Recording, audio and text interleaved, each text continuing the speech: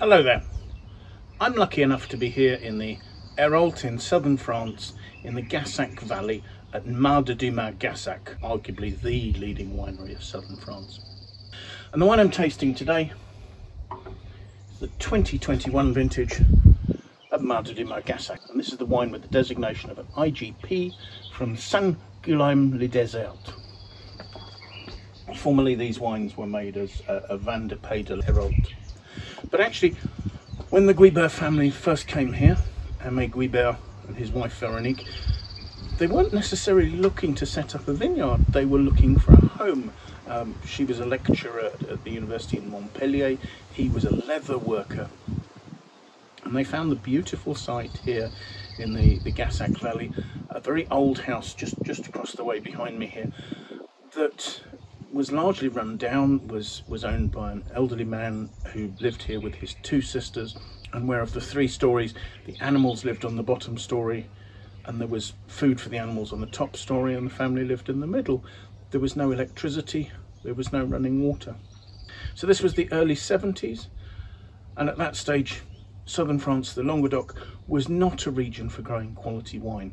It was a region that produced high volumes of everyday vin de table. But possibly because they had no experience, the Guibert family were interested in growing vines here. And at one stage, a visitor, a friend of Aimé Guibert's, Henri Engelbert, who was a soil scientist, took a look at some of the soil on the lower part of the property where a new road had just been cut, and identified it as being a form of glacially deposited limestone soil, very broken, fractured limestone, the red sedimentary deposit between it, that he felt was a sort of soil that was really only seen elsewhere in the world, Burgundy's Côte d'Or. But despite this comparison with Burgundy, actually Aimé Guibert chose to make a wine in the style of a Cru Classé from Bordeaux.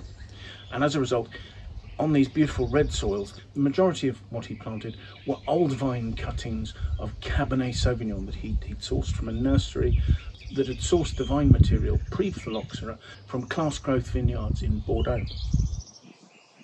And very much the winemaking style here follows that style of early 70s Cru Classé, for instance. The fermentation here is all in stainless steel. That was the new vogue in Bordeaux at the time. The first growths, Haut-Brion had just started using stainless steel tanks. The wine ages in oak, although there is a lower proportion of new oak being used here. They'll use a proportion of oak that's up to 7 years old through the aging of this wine. So as I say, this wine, the blend is predominantly Cabernet Sauvignon, about 84%, with 5% of Pinot Noir. It's an eclectic grouping of grape varieties, let's put it that way.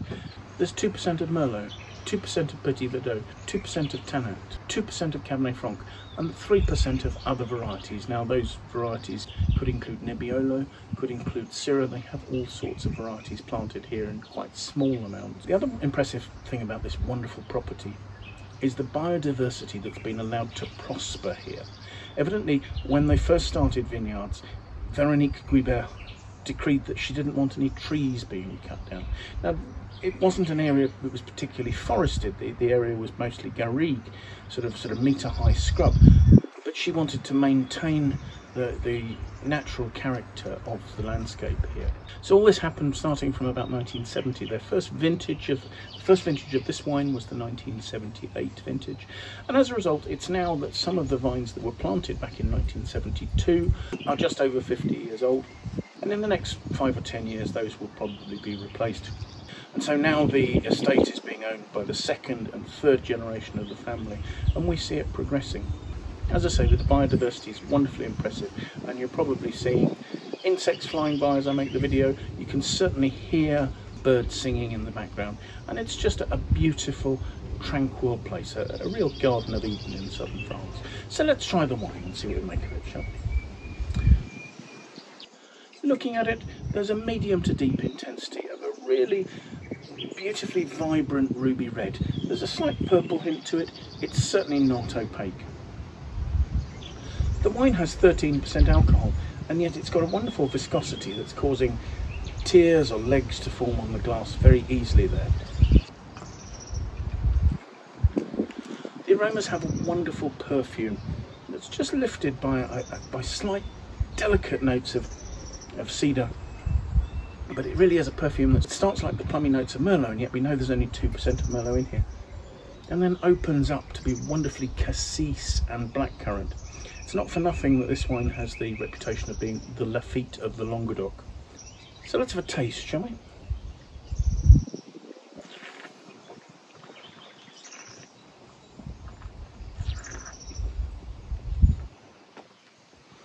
On the palate, it's a wonderfully fresh mid-weight wine, and the freshness is bringing out that sort of cassis note. There's an underlying sort of slightly chalky texture, but certainly not unpleasant. Plummy smoothness in terms of flavour and in terms of texture. It's almost becoming slightly chocolatey. There's a richness and a ripeness. The alcohol is beautifully in balance. The freshness is following on to the finish, and there really is that sort of very elegant cassisiness right to the end there. Cassis and plum, the two are beautifully sitting there together. So yes, I think a wonderful wine, certainly still very youthful. This wine has a reputation of aging for up to 20 years. I should imagine that there would be no trouble in this achieving that, but it's doing it through balance and elegance rather than power, and I think that's why it's seen as being sort of in the style of Lafite. Thank you so much for joining us. I do hope you've enjoyed the tasting. If you have, do please press the like button. If you'd like to watch more, do please subscribe to our YouTube channel. If you have friends you think might like to watch the video, do please pass it on to them. That would be fantastic. If you have any comments, please leave those in the comments box below. We'd love to hear what you think about the wines, the tastings we're doing, or anything else that's related to that. I'll of course leave a link to the Wine Searcher website's page for this vintage of this wine, so you can find out more about it, where it's available, what its pricing is, what the critics think of it, and any more detail that we have beyond that. Once again, thank you for joining us, and I do hope you'll be able to take some time to come and join us for another tasting in the very near future. Bye for now.